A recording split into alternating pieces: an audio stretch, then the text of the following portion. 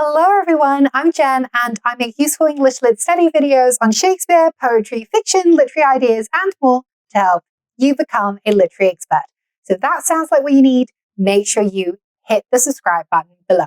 So in today's video, we are looking at the ending of Margaret Atwood's novel, The Handmaid's Tale. To start, let's ask a seemingly obvious question. What even is the ending of the novel? Does the narrative end at the point of Offred's deportation, which is the end of the final chapter, chapter 46? Or does it actually conclude with the end of the historical notes section, which functions as a kind of epilogue where a certain Professor Piexoto presents his academic research on the Gileadean theocracy? Now, this ambiguity in narrative boundaries parallels that existential ambiguity that Offred, who is the novel's main character, deals with for most of the narrative. What do I mean by that?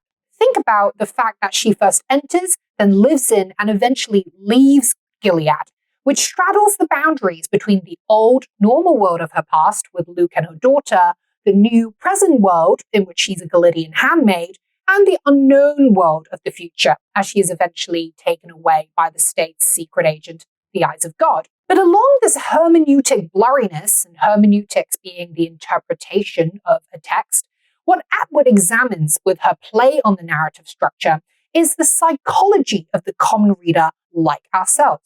And that psychology is the need for epistemological certitude, i.e., to know what really happened to a character or the ending. Epistemology being the study of knowledge. How do we know what we know? Now, most likely, the biggest question that readers like ourselves are bound to ask after reading the book is, what really happens to Offred at the end? But this, as Professor Piexoto suggests in his final historical notes, is just not something we can or will ever know. And the state of not knowing is something we must all live with. So in the rest of this video, I will be analysing the two endings of Handmaid to illustrate how Atwood presents the individual need for narrative closure and epistemological certitude. But more importantly, I want to question whether this human need to know is something that enlightens or instead imprisons us. And so with that, let's dive straight into the analysis. It's going to be a good one.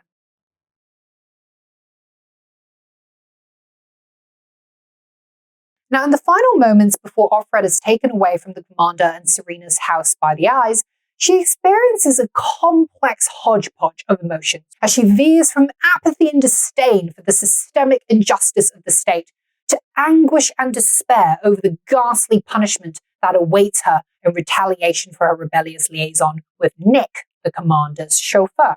At the heart of it all, though, there's the overarching, all too common emotion of fear, as Offred considers at one especially frantic point if she might be better off just committing suicide than living with the humiliating suffering at the hands of the Gileadean regime.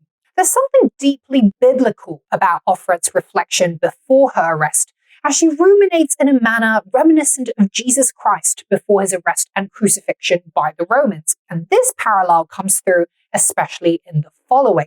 I am in disgrace, which is the opposite of grace. I ought to feel worse about it.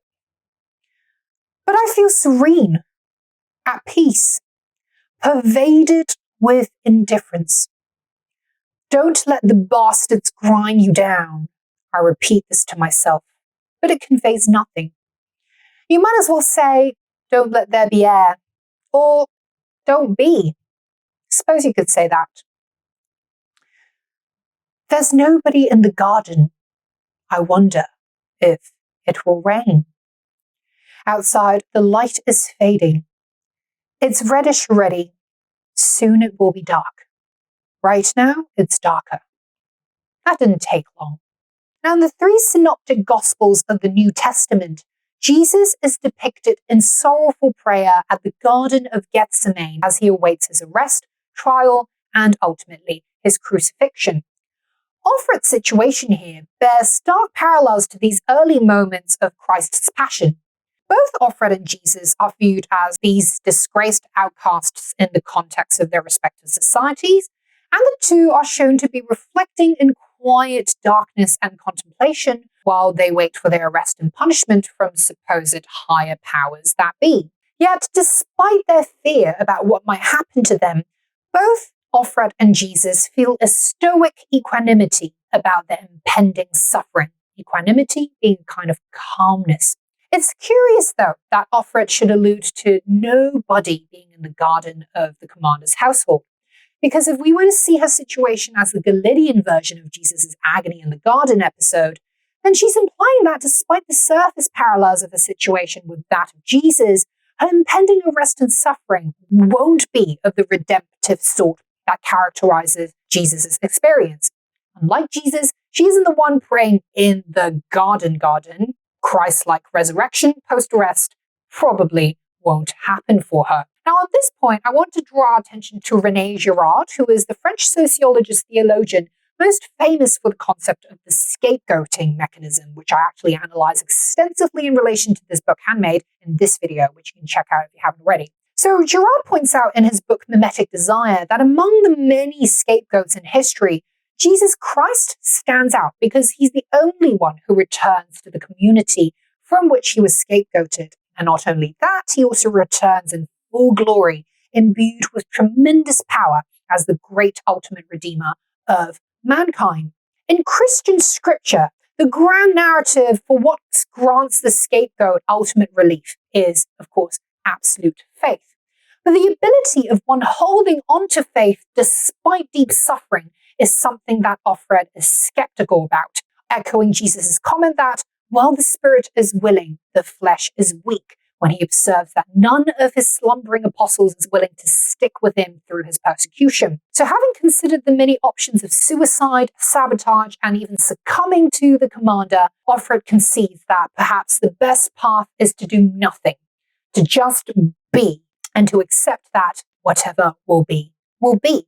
By the way, guys, if you find this video helpful so far, I'd massively appreciate it if you could hit the thumbs up button below and subscribe to my channel so that you don't miss out on any of my top grade lit study content going forward. I'd also encourage you to check out my membership program by clicking the join button below if you want exclusive access to members only study content and make special video requests. I'll see you there. I consider these things idly. Each of them seems the same size as all the others. Not one seems preferable. Fatigue is here in my body, in my legs and eyes. That is what gets you in the end. Faith is only a word embroidered. There's a sobering realism in Offred's remark that faith is only a word embroidered, but it provides a kind of spiritual reassurance for the reader. Because we all know that the Christian ideal of keeping faith, no matter how difficult the circumstance, is perhaps really just that, a lofty ideal, and one that most human beings can only ever aspire but never live up to. But even as faith wavers, Offred shows that there can be dignity in one's waiting for suffering. And it's precisely in acknowledging that one's faith will stumble in moments of weakness that grants us the powerful, authentic sense of dignity. By recognizing this flawed humanity in ourselves and this awareness that we all suffer moments of weakness when keeping faith is just too hard to do, we actually unlock a whole new source of inner strength and power that makes us feel all other types of suffering, whether physical, mental, or spiritual, that much more bearable.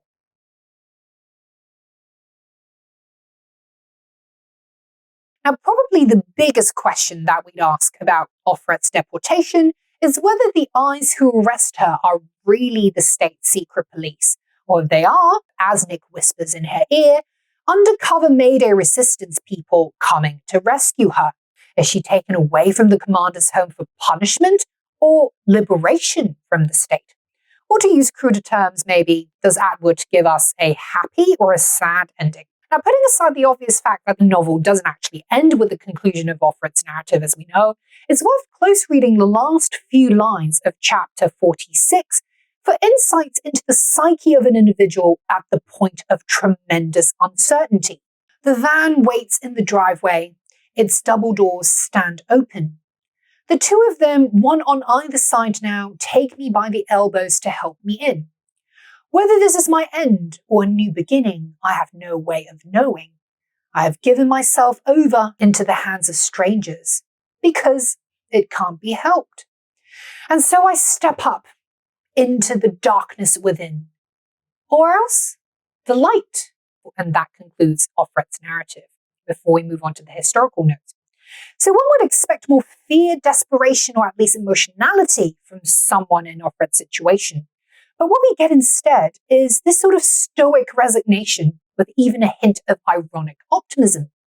When Offred wonders whether this is my end or a new beginning, I have no way of knowing, and ends with a statement of her stepping into the darkness within or else the light, these twin dichotomies of ending versus beginning, dark versus light, position Offred above and not between opposite poles, as she steps up and refuses to let her ambiguity about the future shake the foundation of her agency. So rather than letting herself be agonized by the epistemological binaries of whether she's about to face imprisonment or freedom, face pain or joy, Offred seeks refuge in the consolation of facing reality head-on, and to recognize with calm and acceptance that since most of reality is unknown anyway, one might as well view uncertainty about the future with open-minded curiosity in the present. Now, this sentiment, as we'll go on to see in the historical notes, is echoed and endorsed by Professor Piexoto when he counsels his audience against the desire to seek epistemological closure about Offred's fate. Towards the end of his speech, he states that, as for the ultimate fate of our narrator, it remains obscure. We do not know, and also we shall never know, what Nick's motives for orchestrating Offred's escapes were, or indeed, it was even a real escape. So after asking a series of questions about the commander's possible identity, which we don't know, Offred's possible whereabouts, which we don't know, and Nick's possible motivations, which we also will never know, the professor lands once again, albeit with a somewhat more poetic turn of phrase, on that conclusion that we just don't know and will never know the answer to these questions and to most of the questions in life, as he ends. Did our narrator reach the outside world safely and build a new life for herself? Or was she discovered in her attic hiding place, arrested, sent to the colonies or to Jezebel's, or even executed? Our document, though in its own way eloquent, is on these subjects mute. We may call Eurydice forth from the world of the dead, but we cannot make her answer. And when we turn to look at her, we glimpse her only for a moment before she slips from our grasp and flees. Now, the allusion to the Greek nymph Eurydice, who is Orpheus' wife, is an interesting counterpoint to the biblical undertones we've just analysed of Offred's final recorded moments, because it reminds us of the two grandest narratives with which humanity has historically reached for to make sense of their world, that being secular myth and religious scripture. But the professor's point about Eurydice as someone who will slip from our grasp and flee is that neither myth nor scripture can provide us with all the answers we want, or rid us of the inevitable uncertainty that forms a part of life's fabric. As he goes on to say, as all historians know, the past is a great darkness filled with echoes. Voice may reach us from it, but what they say to us is imbued with the obscurity of the matrix out of which they come. And try as we may, we cannot always decipher them precisely in the clearer light of our own day. So if the quest for historical truth is a futile endeavor, and that all historians can ever strive to do is to try and shed some light onto the great darkness of the past, then the notion that we as readers should seek to know what really happens to any fictional character or story is perhaps an even more pointless undertaking. The right thing to do for readers, then, perhaps isn't to fulfill that ever-present need for closure by expecting answers to questions, such as the ones that the professor had proposed, which are also the ones that most readers like ourselves would ask, right? I.e., what really happened to Offred at the end? Did she finally escape from Gilead, or was she instead subjected to the sage's torture? Why did Nick help her, or did he actually, etc., etc.? Instead, the right thing for readers like us to do is to keep asking questions with the full knowledge that none of these questions can ever be answered in the definite, and be content with having our epistemological journey punctuated by an infinite question mark, rather than be concluded with this grand, reassuring final full stop. Indeed, Just as the spirit of endless inquiry is embodied in Offred's open-minded curiosity about how her fate might pan out after her arrest, it's elegantly reaffirmed with the professor's final meta question marking the end of his speech and of Atwood's novel proper, when after the audience's applause, he asks, "Are there any questions?" And there you have it, guys. I hope this detailed analysis of the ending in Handmaid gives you some unique insights into the novel. Let me know what you think in the comments below about what you think the ending might symbolize and what other interpretations you have of the way Atwood ends her book. For your next video, I recommend that you watch my scapegoating mechanism in Handmaid analysis, which is going to give you some related ideas that will deepen your understanding of the novel's ending. Hit that thumbs up button below if you found this video useful in any way, so that YouTube will spread it to other passionate lit learners like yourself all around the world. And of course, so that you can encourage me to keep making these useful lit videos for you. If you haven't already, please subscribe and switch on that bell notification if you don't want to miss out on my future weekly videos. And you can also consider joining my membership program for exclusive video requests and essay review perks. You can check that out by clicking the join button below. As always, thank you so much for watching, and I will see you in the next one. Bye!